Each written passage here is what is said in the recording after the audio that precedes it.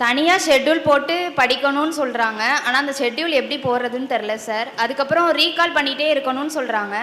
அன்னன்னைக்கு அன்னன்னைக்கு படிக்க கொடுக்குறது தான் படிக்க முடியுது. அதுக்கு முன்னாடி படித்ததை எப்படி சார் ரீகால் பண்ணுறது? சிம்பிள் தங்க, வேறு ஒன்றுமே கிடையாது. ஃபஸ்ட்டு நம்ம படிக்க வேண்டியது என்னங்கிறத ஒரு நிமிஷம் அமைதியாக இருந்து ஒரு நோட்டில் எழுது. இப்போ தமிழ்னு எடுத்துக்கிட்டால் நீ என்னெல்லாம் படிக்க வேண்டியது இருக்கும்? 6லேருந்து 12 வரைக்கும் புதிய புத்தகம் படிக்க வேண்டியிருக்குமா? சரி. பழைய புத்தகம் படிக்க வேண்டியது இருக்குமா? பழைய வினாத்தாள் படிக்க வேண்டியது இருக்குமா? பாடத்திட்டம் படிக்க வேண்டியது இருக்குமா? அதில் செய்யுள், உரைநடை, இலக்கணம் இருக்குமா?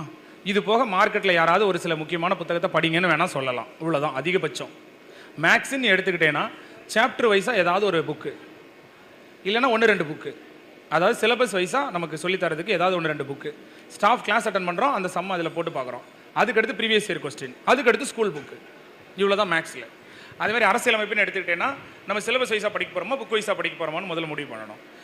அரசியலமைப்பு படிக்க நல்லா இருக்குன்றதால 6 to 10 புக் வைஸாக படிச்சுட்டு 11th 12th சிலபஸ் என்ன இருக்கோ அது மட்டும் தான் படிக்க போகிறோம். அது படிச்சுட்டு அப்புறம் சிலபஸை எடுத்து பார்க்க போகிறோம். அதில் முகவுரையிலேருந்து ஆரம்பித்து பின்னாடி ஊழல் வரைக்கும் ஒவ்வொரு தலைப்பு இருக்குது. அப்போ படிக்க வேண்டியது இதுதான் முதல்ல தெரிஞ்சிருச்சுன்னு வச்சுக்கோயேன். தெரிஞ்சதுக்கப்புறம் என்ன பண்ணால் இது ஒரு டேபிளில் மாற்றணும், ஒரு நோட் எடுக்கணும். எடுத்து 6ஆம் வகுப்பு தமிழ், இயல் 1, இயல் 2, இயல் 3, இயல் 4, இயல் 5, இயல் 6, இயல் 7, இயல் 8, இயல் 9 போட்டாச்சா? போட்டுட்டு இப்படி கோடு போடணும். நீ எத்தனை தடவை ரிவிஷன் பண்ண போறியோ அத்தனை கோடு போட்டுரு. இப்போ 6 தடவை ரிவிஷன் பண்ண போறேன்னா 6 காலம் போடு. இப்படி ஒவ்வொரு இயலுக்கு இடையில ரோ போடு.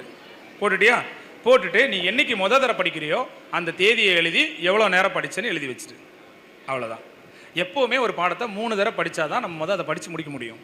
ஃபஸ்ட்டு 3 ரீடிங்க்கு பேர் இம்மிடியட் ரிவிஷன்னு பேர். அதுக்கடுத்து மறக்கிறதுக்கு முன்னாடியெல்லாம் ரிவிஷன் பண்ணணும், அதுக்கு பேர் ரிப்பீட் ரிவிஷன்னு பேர். கடைசியில் எக்ஸாமுக்கு முன்னாடி ஒரு ரிவிஷன் பண்ணுவோம், அதுக்கு பேர் ரிலாக்ஸ் ரிவிஷன்னு பேர். ஆனால் ரிலாக்ஸ் எல்லாம் யாரும் ரிவிஷன் பண்ணிட்டு போகிறதில்ல, ப்ரெஷரில் தான் ரிவிஷன் பண்ணிட்டு போவாங்க. 3 ரிவிஷன் இருக்குது: immediate revision, repeat revision, relax revision. நீ ஒரு 3 தடவை இமீடியட் ரிவிஷன் பண்ணு, அதாவது இன்றைக்கி படிச்சேன்னா அதை நாளைக்கு ஒருக்க பாரு, நாளை கழிச்சு ஒருக்க பாரு. அதுக்கப்புறம் மறக்கிறதுக்கு முன்னாடியோ டெஸ்ட்டுக்கு முன்னாடியோ ஒருக்கு பாரு. அதுக்கப்புறம் பரீட்சைக்கு முன்னாடி பாரு. எத்தனை ரிவிஷன் உனக்கு வேணுமோ அத்தனை காலம் போட்டு வச்சுட்டு நீ என்ன படித்தாலும் அதை எழுதி வச்சுட்டேனாலே எப்படி ரிவிஷன் பண்ணணுன்ற எண்ணம் உனக்கு தெரிஞ்சிடும். ஃபஸ்ட்டு படிக்க வேண்டிய பொருள் என்னன்னு தெரிஞ்சுக்கோ. அதை சின்ன சின்ன யூனிட்டாக பிரி, அதுக்கு ஒரு பாக்ஸ் போடு. நம்ம ஒரு விஷயத்தை ஆழமாக நேசிக்கும் போது நமக்கு நிறைய சிந்தனை தோன்றும். சிந்தனைங்கிறது ஒரு மின்னல் மாதிரி. அந்த மின்னல் தோன்றும் போதே அதை மின்சாரமாக்கி பயன்படுத்திடணும். மீண்டும் அதுபோல் ஒரு மின்னல் என்றைக்குமே தோன்றாது. நம்ம ஒரு விஷயத்தை ஆழமாக நேசித்து படிக்கும்போது நிறைய ஸ்பார்க் கிடைக்கும். இப்போ இந்த மீட்டிங்கில் எவ்வளவோ மின்னல் உனக்கு தோண்டியிருக்கும். நம்ம அப்பாவை இதே மாதிரி கொண்டு வரணும், நம்ம இப்படி படிக்கணும், மணிக்கணக்காக படிக்கணும், இதை செய்யணும் அதை செய்யணும்னு தோணியிருக்கும் இல்லையா? ஒரு மேடைக்கு கூட வரணும்னு எத்தனையோ பேருக்கு தோணியிருக்கும். ஆனால் அந்த மின்னலை எத்தனை பேர் பயன்படுத்தினீங்க? ஒரு சிலர் மட்டும்தான் ஏறி வந்து மேடையில் உட்காந்தீங்க. பாதி பேர் அதுக்கு ஒரு காரணத்தை சொல்லிட்டு நான் ஜெயிச்சுட்டு வருவேன், அப்படி வருவேன், இப்படி வருவேன்னு சொல்லிட்டு அங்கேயே உட்காந்துட்டீங்க. வாய்ப்பு கிடைக்கும் போது நம்ம கதவாகவே மாறி இருக்கணும்னு நான் சொல்லியிருக்கேன். வாய்ப்பு கிடைக்க போய் இன்றைக்கி நம்ம இங்கே இருக்கிறோம், இல்லைன்னா இருக்க மாட்டோம். அது மாதிரி மனசில் அப்பப்போ புதுசாக சிந்திப்போம். இதை இப்படி படித்தானா, அப்படி படித்தானா, இப்படி ரிவிஷன் பண்ணானா, அதை உடனே செயல்படுத்தி பார்த்தீங்கன்னா ஒன்று அனுபவம், இல்லை வெற்றி. யாராவது நமக்கு டீச் பண்ணுவாங்கன்னு வெயிட் பண்ணாமல் ஒரு விஷயத்தை நேசிக்கும் போது நமக்கே நிறைய ஐடியா தோணும். ஒரு புத்தகத்தை படிக்கும்போதோ, ஒருத்தர் பேசுகிறத கேட்கும்போதோ, ஒரு ஸ்பீச் கேட்கும்போதோ, ஒரு வீடியோ பார்க்கும்போதோ, இல்லை நமக்கே திடீர்னு இதை இப்படி எழுதுனானா, அப்படி எழுதுனானா, இப்படி அண்டர்லைன் பண்ணானு தோணும். அதை உடனே செஞ்சு பார்க்கணும். ஆகச்சிறந்த கண்டுபிடிப்பு என்ன தெரியுமா தங்கம்? உன்னுடைய பழக்க வழக்கத்தில் சிறிய மாற்றத்தை ஏற்படுத்தினாலே நீ வாழ்க்கையில் ஜெயிச்சிடலாம். இப்போ நீ என்ன பண்ணிட்டு இருக்கியோ அதை கொஞ்சம் மாற்றி யோசி. கொஞ்சம் உன்னுடைய டிசிப்ளினை சேஞ்ச் பண்ணு, கொஞ்சம் அல்ட்ரு பண்ண போதும். ஒரு டிகிரி திருப்பினா நியூயார்க்கு போகிற ஃப்ளைட்டு வாஷிங்டன் போயிடுவாங்க. அந்த மாதிரி தான் நம்ம டெய்லி படிச்சுட்டு இருக்கிறதுல சின்ன முன்னேற்றம் வேணும். மேக்ஸ் எப்படி செஞ்சு பார்த்தானே, எக்ஸ்ப்ளனேஷனை நோட்டு போட்டு எழுதுனானே, டீச்சர்ஸ்ட்டை போய் பேசினானே, இப்படி ஏதாவது தோணிக்கிட்டே இருக்கணும். அதை செஞ்சு பார்த்துக்கிட்டே இருக்கணும். அவ்வளோதான். ஒரு சின்ன சேஞ்ச். மோட்டிவேஷன் 2 நாளைக்கு தான். ஆனால் உன் டிசிப்ளினில் ஒரு சின்ன சேஞ்ச் வந்துருச்சுன்னு வச்சுக்கோ, என் வாழ்நாள் முழுக்க உனக்கு வெற்றி தான். புரியுதா புரியலையா? அதனால் முதல்ல என்ன படிக்கணும்னு தெரிஞ்சுட்டு அதை தனித்தனி யூனிட்டாக பிரித்து அதுக்கு பாக்ஸ் போடு. நீ இன்னைக்கு போட்ட எஃபர்ட்டை அதில் கொண்டு போய் பதிவு செஞ்சு வை. அது ரிவிஷன் டேபிளாக உன்னுடைய பலவீனத்துக்கு ஏற்ற மாதிரி ஆட்டோமேட்டிக்காக மாறிடும். இப்போ சப்போஸ் இது கிளாஸாக இருந்து போர்டாக இருந்தால் நானே உனக்கு ஒரு ரிவிஷன் டேபிள் வரைஞ்சி காட்டியிருப்பேன். புரியுதா? நல்ல கொஸ்டின். இதுதான் தேவையே. எப்படி படிக்கணும்னு தெரிஞ்சுக்கிறதா ரொம்ப அவசியமானது. எப்படி நோட்ஸ் எடுக்கணும், எப்படி ரிவிஷன் பண்ணணும், இந்த கேள்வி தான் நீங்கள் ஆசிரியர் பெருமக்கள்கிட்ட நிறைய தடவை கேட்கணும். என்னை கேட்டால் ஒரு கிளாஸில் ஒரு செஷன் நடத்துறதுக்கு பதிலாக எப்படி நான் படிப்பேன், எப்படி ரிவிஷன் பண்ணுவேன், எப்படி நோட்ஸ் எடுப்பேன், எப்படி குரூப் ஸ்டடி பண்ணுவேன், எப்படி கொஸ்டின் பேப்பர் அனலைஸ் பண்ணுவேங்கிறத கிளாஸாக எடுக்கணும். ஏன்னா அதுதான் மீன் பிடிச்சி வாயில் ஊட்டி கொடுக்கறதுக்கு பதிலாக மீனை பிடிக்க கற்றுக் கொடுக்கறதுக்கு சமம். அவனே அவன் வாழ்க்கையை பார்த்துப்பான். எப்படி படிக்கணுங்கிறது தான் ஒரு நல்ல ஆசிரியர் கற்றுக் கொடுக்கணும், பாடத்தை கற்றுக் கொடுக்கக்கூடாது. நான் இப்போ நிறைய டீச்சர்ஸுக்கு ட்ரைனிங் கொடுத்துட்ருக்கேன். ஏன்னா என்னால் 10,000 மாணவர்களுக்கு கிளாஸ் எடுக்க முடியாது. ஆனால் அவங்கள வழி நடத்துகிற 100 வாத்தியாருக்கு கிளாஸ் எடுக்கலாம்ல. அதனால் இப்போ சமீபத்தில் விழுப்புரத்தில் வந்து டீச்சர் ட்ரைனிங் ஸ்கூல்னு நான் ஆரம்பித்து நம்ம போட்டித் தேர்வுக்கு பயிற்சி அளிக்கக்கூடிய ஆசிரியர்களெல்லாம் மாதத்தில் ஒரு நாள் வர சொல்லி அவங்களுக்கு ஒரு ட்ரைனிங், ஸ்டூடெண்ட்ஸ் எப்படி நடந்துக்கணும், சப்ஜெக்ட் எப்படி கற்றுக் கொடுக்கணும். அதே போல் டெய்லி காலையில் 5 மணிலேருந்து 7 மணி வரைக்கும் டீச்சர்ஸுக்கு ட்ரைனிங் போட்டிருக்கேன். டெய்லி காலையில் 5 மணிலேருந்து 7 மணி வரைக்கும் உங்களுக்கு பாடம் சொல்லிக் கொடுக்குற டீச்சர்ஸ் ட்ரைனிங் வராங்க என்கிட்ட. அவங்க டெய்லி செமினார் எடுக்கிறாங்க, அவங்களுக்கு நல்லது கெட்டது சொல்லிட்டு இருக்கேன். இப்போ இது ஒரு 2 மாதமாக அந்த விஷயத்தை சின்சியராக பண்ணுறேன்.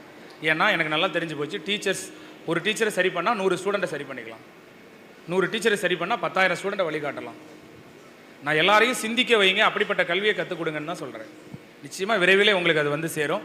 உங்களுக்கே ஒரு செஷன் ரிவிஷன் பண்ணுறது எப்படின்னு ஒரு செஷன் நடத்த சொல்கிறேன். தேங்க்யூம்மா, நன்றி.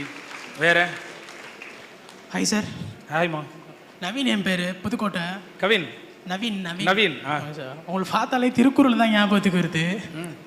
அதனால் உங்களுக்கு பிடிச்ச இப்போ எல்லாரும் அப்படி தான் ஆயிட்டாங்க. நானே காதல் தோல்வியில் தாடி வைக்கலான்னு பார்த்தா ஒருத்தன் சொல்லிட்டு போகிறான், சார் திருவள்ளுவர் மாதிரி தாடி வைக்கிறாருன்றான். வர வர இப்போ நம்மளை அப்படி நிறைய எதிர்பார்ப்பு வச்சுட்டாங்க. சொல்லுங்கள் சார். உங்களுக்கு பர்சனலாக ரொம்ப பிடிச்ச ஒரு திருக்குறள், அதோட பொருள் மட்டும் சொல்லுங்கள் சார் போதும். எனக்கு நிறைய திருக்குறள் பிடிச்சிருச்சு. ஏன்னா ஒரு சில பாட்டு ஒரு வாரம் முழுக்க மைண்டில் நிற்கும் தெரியுமா. இந்த பாட்டு நம்ம மைண்டில் ஓடிக்கிட்டே இருக்கும்ல, அந்த மாதிரி எனக்கு எப்போதுமே ஒரு 4 நாளைக்கு ஒருக்க 5 நாளைக்கு ஒருக்க ஏதாவது ஒரு திருக்குறள் மைண்டில் ஓடிக்கிட்டே இருக்கும் எனக்கு எப்போதுமே.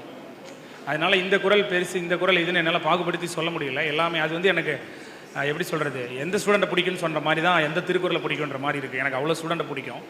பட் இருந்தாலும் இப்போ சமீபத்தில் என் மைண்ட்லேயே ஓடிக்கிட்டு இருக்கக்கூடிய ஒரு திருக்குறள் என்னென்னா, அகனமர்ந்து ஈதலின் நன்றே முகனமர்ந்து இன்சொலன் ஆதல் பெரின்கிற குறள்.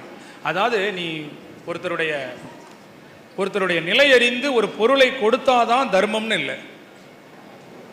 ஒருத்தருடைய நம்ம என்ன நினச்சிட்டு இருக்கோம்னா, வாழ்க்கையில் நம்ம சாதிச்சு வெற்றி பெற்று நிறைய செல்வத்தை சேர்த்து, இல்லை திறமையை சேர்த்து, அறிவை சேர்த்து, கல்வியை சேர்த்து, அதுக்கப்புறம் தான் 4 பேருக்கு அதை செய்யணும்னு நம்ம நினைக்கிறோம். நான் ஜெயிச்சதுக்கு அப்புறம் தான் மற்றவங்களுக்கு சொல்லிக் கொடுப்போம்னு நினைக்கிறோம்.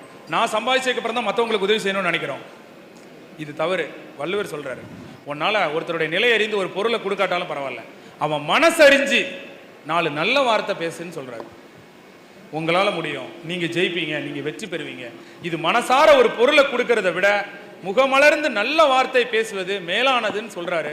இது எனக்கு அவ்வளோ அற்புதமாக பிடிச்சிருந்துச்சு. இது அரசு ஊழியராக இப்போ வேலைக்கு போகிறாங்கல்ல, அவங்களுக்கு ரொம்ப அவசியம்.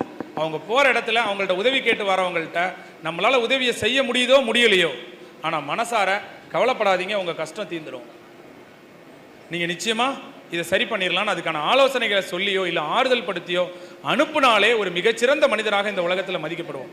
நான் இதை ஃபீல் பண்ணியிருக்கேன். நான் போலீஸ் ஸ்டேஷனில், வடலூரில் ஸ்டேஷனில் எஸ்ஐயாக இருக்கும்போது நான் இதை ஃபீல் பண்ணியிருக்கேன்.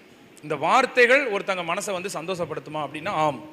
நம்ம வந்து உண்மையிலேயே நம்ம நிறைய நம்முடைய எதுவும் இல்லைன்னு நினச்சிட்டு இருக்கோம். தப்பு. நல்ல மனசு இருந்தால் போதும், வேறு எதுவுமே வேண்டாம் நமக்கு. மற்றவங்களுக்கு உதவி செய்கிறதுக்கு செல்வம்லாம் வேண்டாம், அறிவு வேண்டாம், திறமை வேண்டாம், அக்கறை இருந்தால் போதும்.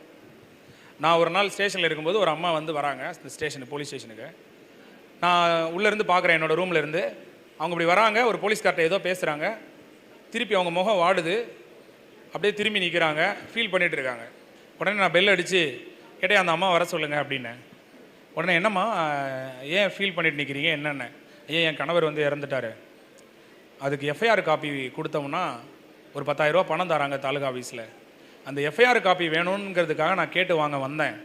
ஆனால் அந்த எஃப்ஐஆர் காப்பி தர்றதுக்கு ரைட்ரு இல்லை, நீங்கள் நாளைக்கு வாங்கன்னு 10 நாளாக வர சொல்கிறாங்க.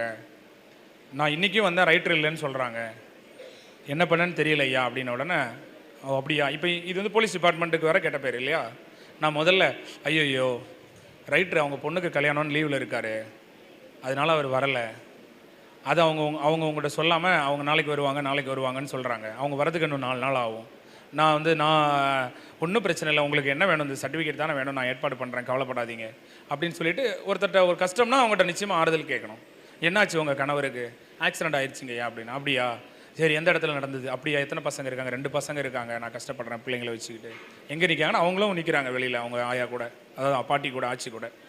உடனே அவங்கள்ட்ட அந்த இடத்துல அவங்கள ஆறுதல் படுத்தி, கவலைப்படாதீங்க, நீங்கள் நாளைக்கு வாங்க, நானும் அந்த பொருளை கொடுக்கல, நீங்கள் நாளைக்கு வாங்க, அதுதான் கடைசியாக இருக்கும், உங்களுக்கு நான் நிச்சயமாக ஒரு எஃப்ஐஆர் காப்பி ட்ரூ காஃபின்னு கையெழுத்து போட்டு வச்சுருக்கேன், ரைட்டர்கிட்ட ஃபோன் பண்ணி கேட்டுட்டு நீங்கள் எந்த கவலையும் படாதீங்க, எவ்வளவோ கஷ்டத்தை பட்டுட்டீங்க, இதெல்லாம் ஒரு பெரிய கஷ்டமாக உங்களுக்கு, பார்த்துக்கலாம் அப்படின்னு சொல்லிவிட்டு உங்கள் பிள்ளைங்க இப்போ என்ன படிக்கிறாங்க, ஃபஸ்ட் ஸ்டாண்டர்ட் எல்கேஜி படிக்கிறாங்கன்னு சொன்னாங்க.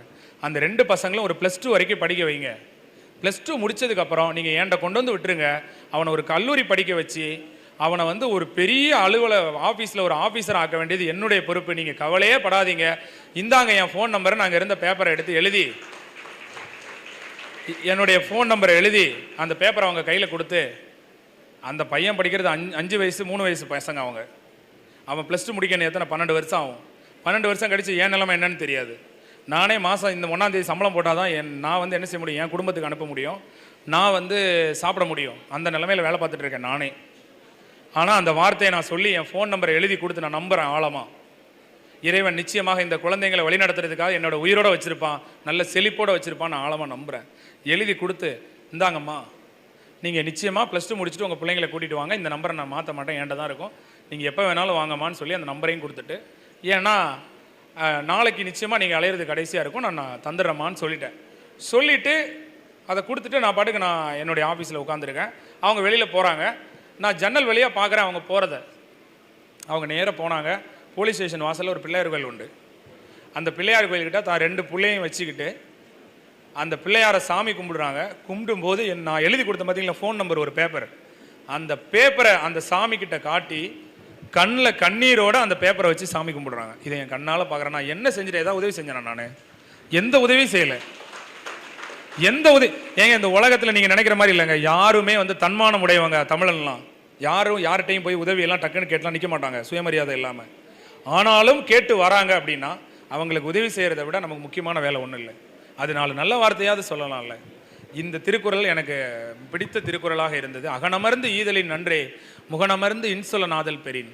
மனசார ஒரு பொருளை கொடுக்கறத விட முகமலர்ச்சியோட நல்ல வார்த்தைகள் சொல்லி அவங்கள ஆறுதல் படுத்துறது எப்போதும் தேவை.